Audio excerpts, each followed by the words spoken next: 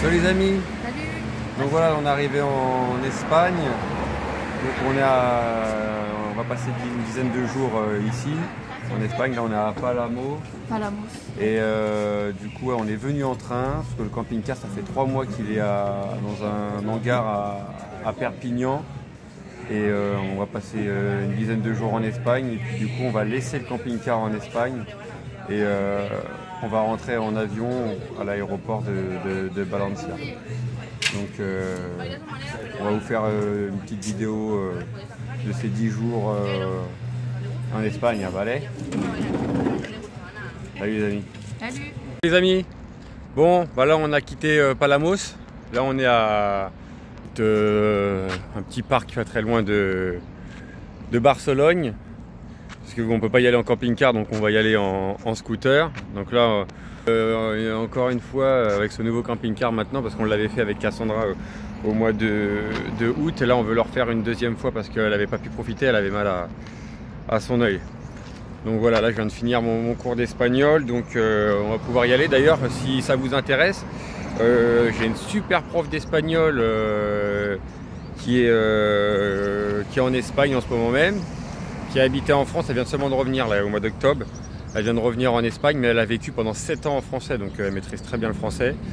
C'est une super prof, franchement, ça fait plus d'1 an que j'étudie avec elle. En plus, c'est pas trop du scolaire, elle vous laisse au début bafouiller, parler, et même si vous faites des fautes, elle vous reprend pas dans le début, sinon si elle vous reprend toutes 5 minutes, vous pouvez plus parler, ça vous bloque. Donc, et dès que vous commencez à avoir un niveau un peu plus élevé, bon bah là, vous coupe. Maintenant, Kevin conjugue-moi ça au passé, enfin voilà. Mais sinon, c'est une super prof. Je vais vous mettre, donc c'est Maria, ça s'appelle Maria. Je vais vous mettre dans la description, je vais vous mettre son adresse mail pour la contacter. Donc, c'est pas cher, hein, franchement, pour faire une petite heure de course, c'est une 30aine d'euros. Et l'heure, et puis c'est pas mal quoi. Donc vous pouvez payer par virement, enfin voilà, vous voyez avec elle après. Elle fait aussi les comptes CPF si ça vous intéresse. Et moi j'ai plus de cours CPF, donc je continue maintenant en privé sans compte CPF. Donc voilà. Donc là, hop, là on va partir du coup à Barcelone en scooter. Et puis en même temps j'ai commencé à installer un nouveau projecteur. Donc là j'ai mis de la colle pas pare-brise, n'importe quoi, à panneau solaire pour coller le futur projecteur, parce que le problème c'est que vous voyez cette lampe qui est là ici, elle est pas terrible au-dessus là, parce que il faut l'allumer de l'intérieur. Donc quand vous arrivez, bah, du coup vous cherchez vos clés si vous êtes dans le noir, là le projecteur il s'allume direct, en plus c'est solaire, donc c'est 10 fois mieux. Donc voilà les amis, on va vous faire une petite vidéo vite fait avec Cassandra de la Sagrada Familia. Ça fait toujours plaisir de la revoir. A tout à l'heure.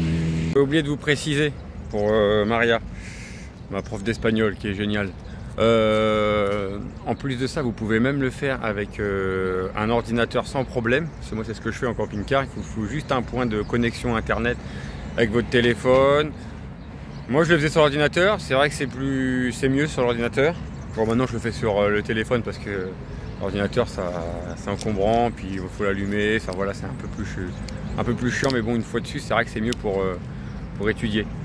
Donc il vous faut juste de la connexion internet, vous êtes en visio, vous l'entendez, vous la voyez, vous avez chacun vos 2 caméras, et en dessous elle peut partager son écran du cours, donc elle peut vous faire lire des textes, faire des exercices, enfin voilà. Et puis en plus ce qui est bien, c'est qu'elle vous envoie même après, à chaque cours qui est terminé, elle vous envoie sur un lien votre cours que vous avez fait avec elle. Donc si vous voulez le relire, il y a la date et tout, chaque cours que vous avez fait avec elle, et tout est enregistré, et au moins vous pouvez consulter vos cours même après que c'est terminé, pour réviser. Voilà, c'est super intéressant. Je vous conseille déjà même d'essayer, hein, même 1 heure, hein. D'ailleurs 1 heure, et après vous verrez bien. Si vous voulez apprendre l'espagnol, c'est un pays qui est vraiment génial, donc si vous voulez y passer du temps, il y a beaucoup de Français qui passent du temps. C'est mieux que de savoir un peu se débrouiller que savoir dire juste une cerveza, un café por favor. De ça, elle est très très très agréable, très gentille. Elle vous met à l'aise tout de suite. Donc au début, elle va commencer, voilà, je veux dire, par comment tu t'appelles, tatati, tatata, va voir votre niveau. Et elle s'adapte vraiment à vos envies, à vos loisirs. Par exemple, si vous avez un loisir, je sais pas, du sport ou quoi, ou la natation, la danse, la musculation, le foot, elle va vous faire parler de ce que vous aimez bien. C'est vachement plus simple, facile d'apprendre. Et franchement, elle est super gentille.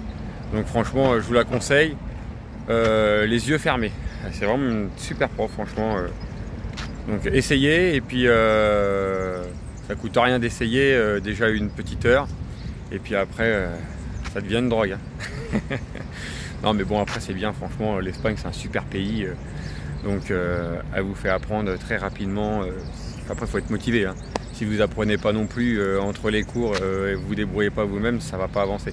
Mais essayez, franchement, ça vaut le coup d'essayer. Moi, je suis nul à l'école, je suis nul en français, j'étais nul scolairement et elle était même impressionnée que même en étant nul à l'école, bah, j'arrive à me débrouiller. Donc tout est dans la motivation. Faites un petit tour en Espagne si vous n'avez jamais fait, ça vous aidera à apprendre beaucoup plus vite. Voilà les amis. Regardez, un barbeur. 6 € la coupe, c'est vraiment pas cher.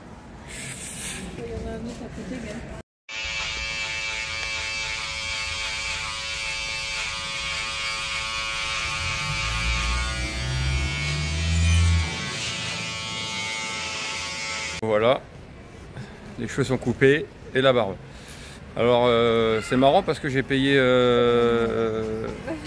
plus cher la barbe que la coupe. Normalement c'est toujours la barbe la moins chère. Là c'était 8 € la barbe et 6 la coupe. Donc ça fait 14 balles. Donc c'est ça, non? Oui, c'est ça. Donc voilà. C'est pas si cher que ça quand même, hein, ça va pour Barcelone, franchement ça va. Après les coiffeurs ici, c'est en Espagne, les barbeurs, ouais, coiffeurs, tout ça, c'est vous payez à peu près coupé barbe. Moi je parle toujours coupé barbe. En France c'est 20 balles, voire 25. Et ici, le plus cher que vous allez payer en Espagne, c'est 20 €. Enfin, le moins cher qu'on paye en France, c'est le plus cher que vous paierez ici. Sinon, le moins cher que j'ai payé, c'était à Almeria, c'était 13 €. Donc là, on a payé 14, c'est ça, hein? Ouais, c'est ça. 14, 17, enfin, voilà. Donc, ça reste quand même moins cher. On va aller voir la Sagrada Familia. Les tomates, 1 € le kilo. Je vais en prendre, tiens. Les prix. Bon, après, c'est pas non plus la saison. En été, c'est encore même moins cher. Bon, on vient d'arriver devant la Sagrada Familia. Je vais vous la filmer. Elle est vraiment belle. Regardez-moi tous ces détails. Je vais essayer de zoomer. Tout doucement.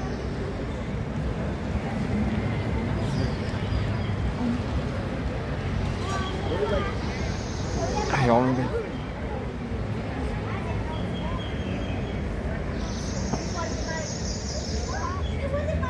Je vais la prendre de l'autre côté, mais ils sont en travaux et je vais vous faire voir, là tout a été rénové justement. Et de l'autre côté, ils sont en train de la faire. Ils sont en train de la refaire, c'est pour ça qu'il y a plein de grues. Et déjà quand on était venu au mois de... C'était juillet? Non, c'était août. Elle était déjà en travaux, mais ça a dû sûrement bien avancer. Regardez ça tout de suite. Voilà, on est de l'autre côté. On voit que, vous voyez, tout ça, ça a été refait là. Enfin, ça a été nettoyé. Et là, on voit à partir de là, c'est propre. Il manque les deux là à faire. Et puis tout ça, quoi. Voilà. Et puis bah là, il n'y en a que deux aussi, pareil. Donc on voit la différence. Il leur reste plus ce côté-là. Après, le tour, il a été fait. Du coup là on vient d'arriver à Tibidabo, donc c'est le plus haut point de vue de Barcelone. Ah, ça, voilà. Il y a, alors je sais plus si c'est une église, un monastère, enfin quelque chose comme ça, et il y a un parc d'attractions aussi. C'est ça que t'as dit, t'as vu dans un film là, je sais pas quoi. Voilà, ça, je me suis rappelé de ça. Alors attends, donc là c'est tout Barcelone. Voilà, alors attends, faut que j'arrive. La Sagrada Familia. Allez là, la Sagrada Familia, je l'ai. Voilà. On est vraiment très haut là. Ah oui, ça monte. Allez, on va vous montrer ça plus haut. Bon là on a fini de monter, ça grimpe. Ouais, là on est tout en haut du Mont Tibidabo. Voilà. Voilà. Et en face là on est devant le temple Ouais, alors je vais vous le montrer. d'Espagne. Et là juste avant vous avez des Voilà. des parcs d'attractions. Et là il y a un parc d'attractions du coup qui surplombe toute Barcelone. Tout Barcelone. Ouais voilà. Après on va rentrer dedans. Allez go.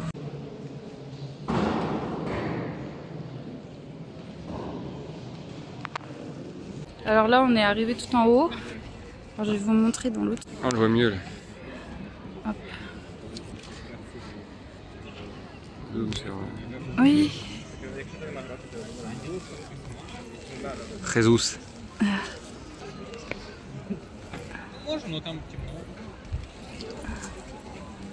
Voilà.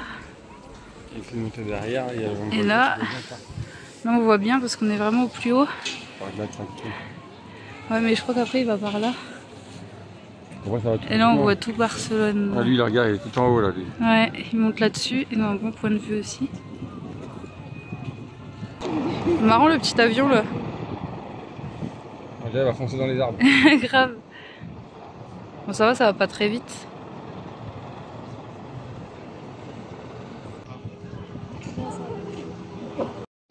Juillet 1886, en ce lieu, cet endroit, que alors était le point le plus haut du Tibidabo. Tibidabo. Et là il y a marqué les mètres. 512 mètres. Ouais. Voilà le petit projecteur installé. On va attendre en pleine nuit voir comment que ça donne. Ça pète, hein. Ça pète. Elle fait pas nuit, hein, mais déjà on voit bien que ça pète.